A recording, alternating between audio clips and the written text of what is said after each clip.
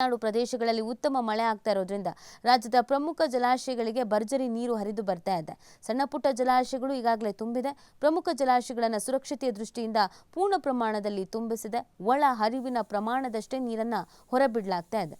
June ತಿಂಗಳಲ್ಲಿಯೇ ಯಥೇಚ್ಛ ನೀರು ಹರಿದು ಬರ್ತಾ ಇರುವುದು ರಾಜ್ಯದ ಅಣೆಕಟ್ಟುಗಳ ಇತಿಹಾಸದಲ್ಲಿಯೇ ಹಲವು ದಾಖಲೆಗಳನ್ನು ನಿರ್ಮಿಸ್ತಾ ಇದೆ. ರಾಜ್ಯದ ಜೀವನಾಡಿ ಕಾವೇರಿ ನದಿಗೆ ಮಂಡ್ಯದ ಶ್ರೀರಂಗಪಟ್ಟಣ ಬಳಿ ನಿರ್ಮಿಸಿರುವಂತಹ ಕೆಆರ್ಎಸ್ ಜಲಾಶಯ ತುಂಬಕ್ಕೆ ಕೇವಲ 1 ಅಡಿ ಮಾತ್ರ ಬಾಕಿ ಇದೆ. ಇನ್ನು ಈಗಾಗಲೇ ಮೈಸೂರು ಜಿಲ್ಲೆಯ ಎಚ್ಡಿ ಕೋಟೆ ತಾಲೂಕಿನ ಕಬಿನಿ ಜಲಾಶಯ ತುಂಬಿರುವ ಹಂತಕ್ಕೆ ಬಂದಿದ್ರು ಸುರಕ್ಷತೆ ದೃಷ್ಟಿಯಿಂದ ಹೆಚ್ಚು ನೀರನ್ನು ನದಿಗೆ ಬಿಡಲಾಗ್ತಾ ಇದೆ. ಹಾಸನದ ಹೇಮಾವತಿ, ಕೊಡಗಿನ ಹಾರಂಗಿಯನ್ನ ಪೂರ್ತಿ ತುಂಬಿಸದೆ ನೀರನ್ನ ನದಿಗೆ ಬಿಡುಗಡೆ ಮಾಡಲಾಗ್ತಾ ಇದೆ. ಮಹಾರಾಷ್ಟ್ರದಲ್ಲಿ ಮಳೆ ಆಗ್ತಿರೋದ್ರಿಂದ ವಿಜಯಪುರ ಜಿಲ್ಲೆಯ ಕೃಷ್ಣಾ ನದಿಗೆ ಕಟ್ಟಿರುವಂತಹ ಆಲಮಟ್ಟಿ ಜಲಾಶಯಕ್ಕೆ ಅಪಾರ ಪ್ರಮಾಣದಲ್ಲಿ ನೀರು ಹರಿದು ಬರ್ತಾ ಇದೆ.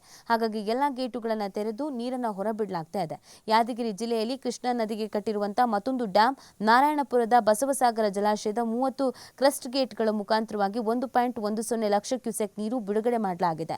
ಇನ್ನು 19ನೇ ಕ್ರಸ್ಟ್ ಗೇಟ್ ತುಂಡಾಗಿ ಕಳೆದ ವರ್ಷ ಅಪಾರ ಪ್ರಮಾಣದ ನೀರು ಹರಿದು ಹೋಗಿದ್ದ ವಿಜಯನಗರ ಜಿಲ್ಲೆಯ ಹೊಸಪೇಟೆ ಬಳಿಯಲ್ಲಿರುವಂತಹ ತುಂಗಭದ್ರಾ ಅಣೆಕಟ್ಟೆಯಲ್ಲಿ 80 ಟಿಎಂಸಿ ನೀರು ಮಾತ್ರ ಸಂಗ್ರಹಿಸಲು ನಿರ್ಧರಿಸಲಾಗಿದೆ.